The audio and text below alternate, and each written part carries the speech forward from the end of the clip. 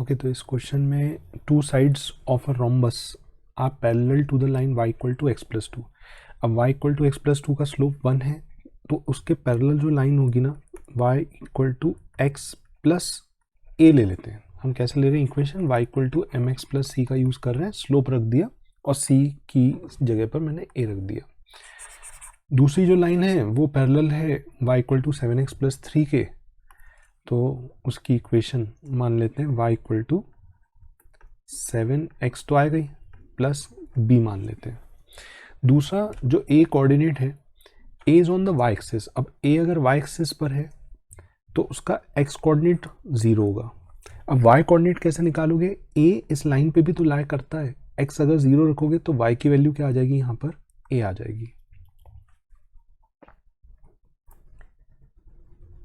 अब क्या mid point फॉर्मूले से हम c निकाल सकते हैं, a और p है, c भी आ जाए, a के टर्म में आ जाए, तो c के कोऑर्डिनेट्स x कॉमा y मान लेते, तो x प्लस 0 बाई 2 इज़ 1 है and y plus a by 2 is 2 है, तो इसके कोऑर्डिनेट आ रहा है x coordinate 2 and y coordinate is 4 minus a।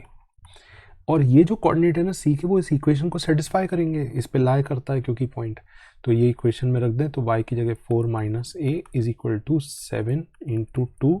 Plus b, ये हो जाएगी आपकी इक्वेशन नंबर 1। अब एक इक्वेशन आ गई,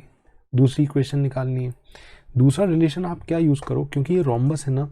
तो डायगोनल्स का पॉइंट ऑफ इंटरसेक्शन दोनों साइड से इक्विडिस्टेंट होता है, तो इसका यहाँ से परपेंडिकुलर डिस्टेंस और यहाँ से परपेंडिकुलर डिस्टेंस इक्वल होगा। लेट इट बी, इसको कुछ मान लेते हैं पी आर क्यू मान लेते हैं, तो हम ये बोल रहे हैं कि P R is equal to P Q. अब पी आर कैसे निकलेगा, 0.12 का इस लाइन से डिस्टेंस, तो पहले इसको ऐसा लिख देते हैं, x माइनस वाई प्लस ए लिख देते हैं इस लाइन को, और इस लाइन की इक्वेशन को 7x minus y plus b, perpendicular distance का फॉर्मूला लगाते हैं 1,2 से इस लाइन का डिस्टेंस, तो 1 minus 2 plus a by under root 1 square plus 1 square and 1,2 से इस लाइन का डिस्टेंस, तो 7 into 1 minus 2 plus b by under root of 7 square plus 1 square. और इसको थोड़ा सिंप्लीफाई करें, ये आ जाएगा 5 प्लस b का मॉड, और ये 49 प्लस 150 5 रूट 2, और ये हो जाएगा a plus 1 by root 2 mod, root 2 cancel, cross multiply, 5 mod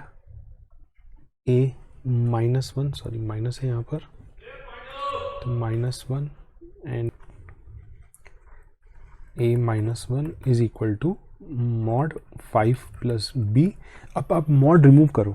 mod remove करोगे तो प्लस माइनस का साइन आएगा, तो 5 times a minus 1 is equal to plus minus 5 plus b।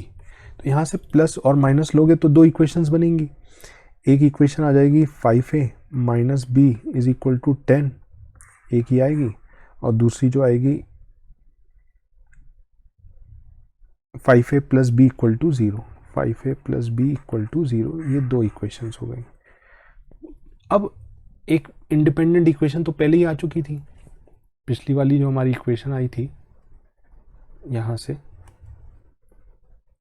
वो है a plus b equal to minus 10, वो equation है a plus b equal to minus 10। तो a plus b equal to minus 10 को एक बार इसके साथ सॉल्व करो, एक a और b के कोऑर्डिनेट्स आ जाएंगे, और a प्लस बी को एक बार इसके साथ सॉल्व करो तो आपको a और b के कोऑर्डिनेट्स मिल जाएंगे। और हम फाइंड क्या कर रहे हैं यहाँ पर, पॉसिबल कोऑर्डिनेट्स ऑफ a, मतलब 0, a। तो सॉल्व करने पर a की दो वैल्यूज़ आ रही हैं और एक वैल्यू आ रही है 0, यहाँ से एक सॉल्व करने पर इन दोनों को सॉल्व, एक पेयर सॉल्व करने पर 0 आ रहा है और दूसरा पेयर सॉल्व करने पे 5/2 आ रहा है, तो वो जो पॉइंट a के कोऑर्डिनेट्स थे वो एक हो जाएंगे 0, 0, और दूसरे जो कोऑर्डिनेट्स हो जाएंगे x तो 0 था ही, y की वैल्यू 5/2।